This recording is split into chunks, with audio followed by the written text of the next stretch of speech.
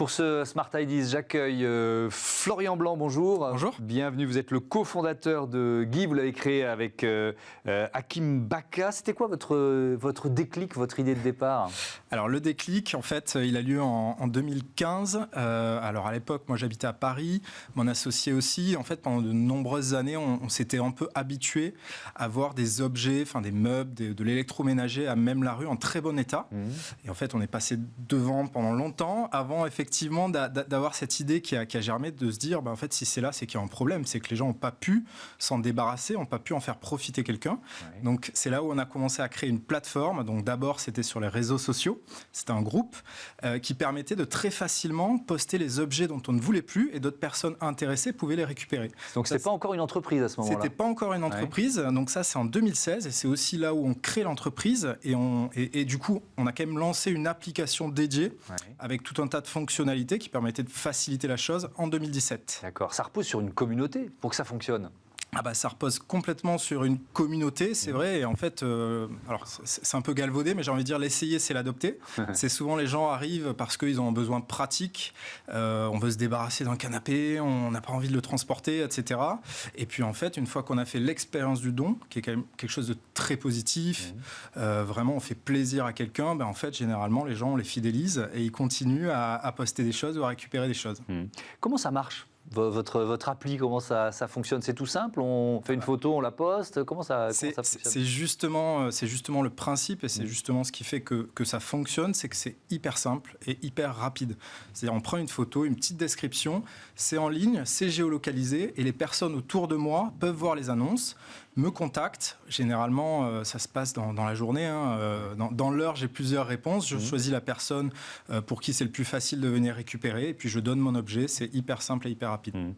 Il y a un modèle économique, c'est une entreprise. C'est quoi votre modèle économique? Alors, complètement. Enfin, l'idée, on est une société, et puis l'idée, c'est aussi de pérenniser le projet, et puis de le développer, de le faire connaître à un maximum de personnes. Donc, il faut pour ça construire un modèle économique qui aujourd'hui repose sur 3 piliers qui sont très complémentaires. Donc le premier, c'est un peu de publicité. Voilà, pour maintenir une utilisation gratuite du service, on est obligé de passer par la publicité. On a aussi des offres d'abonnement pour ceux qui désirent avoir une utilisation plus poussée du service, et ça s'adresse plus aux personnes qui cherchent à récupérer. Donc on leur facilite un peu la vie.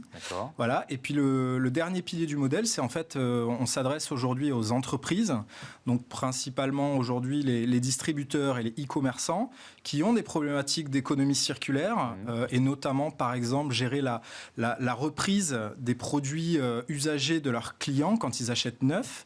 Nous, on leur fournit une solution au travers du don pour gérer cette problématique-là. Oui, j'ai vu que vous aviez un partenariat avec Cdiscount, par exemple.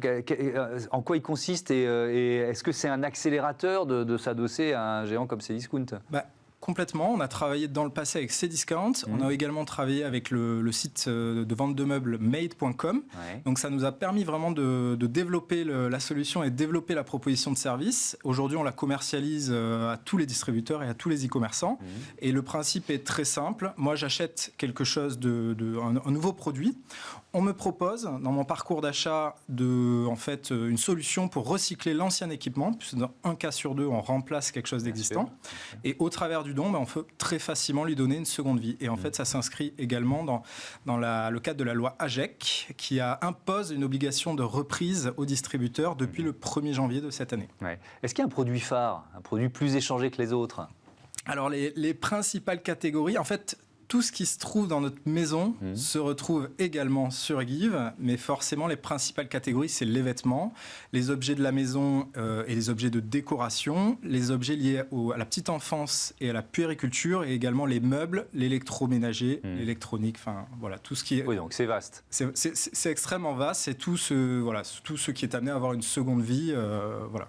Merci beaucoup d'être venu nous présenter Give. Bon vent à votre application. Donnez, voilà, c'est un beau geste, le don. Merci à toutes les équipes de Bismart. Je vais citer Joséphine Dacoury à la programmation et à la production, assistée aujourd'hui de Maxime Lerba qui débarque sur la chaîne. Donc bienvenue à Maxime. Kelly Dellenbach à la réalisation, Héloïse Merlin au son. Salut à toutes et à tous. Merci encore de votre fidélité. On est bien sur Bismart, la chaîne des audacieux et les audacieux. Salut!